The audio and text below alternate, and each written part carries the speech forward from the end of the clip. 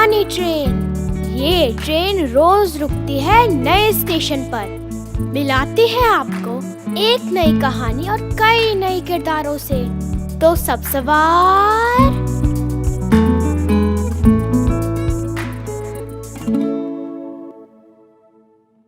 आज की हमारी कहानी है आलू। इसे लिखा है अरुण कमल ने प्लूटो पत्रिका के लिए।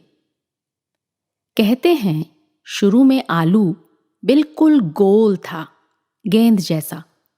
रखा जाता यहां तो लुढ़क कर चला जाता वहां। सब परेशान हो जाते, लोग आलू ढूंढते रह जाते। तब धरती को एक तरकीब सूझी। उसने आलू को थोड़ा ऊबड़ खाबड़ बना दिया।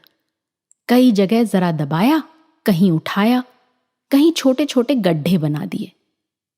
आलू है भी कितना मजेदार। मिट्टी के ऊपर हरी पत्तियां होती हैं और अंदर जड़ों में आलू के झब्बे।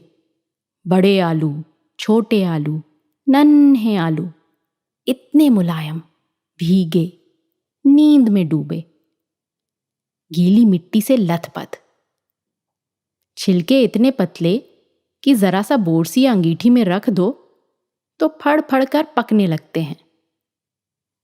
तब ठंडा होने पर छिलका झुर्रियों से भर जाता है। गर्म गर्म मुंह में डालो तो आंखों में पानी आ जाए। जरा सा नमक छिड़क दो काटकर, थोड़ा नींबू, क्या कहने फिर। मुझे तो आलू दम बहुत पसंद है। उबले आलूओं का रसेदार दम। और ये दम भी कितने तरह के हैं। कश्मीरी दम मुझे सबसे ज्यादा पसंद है।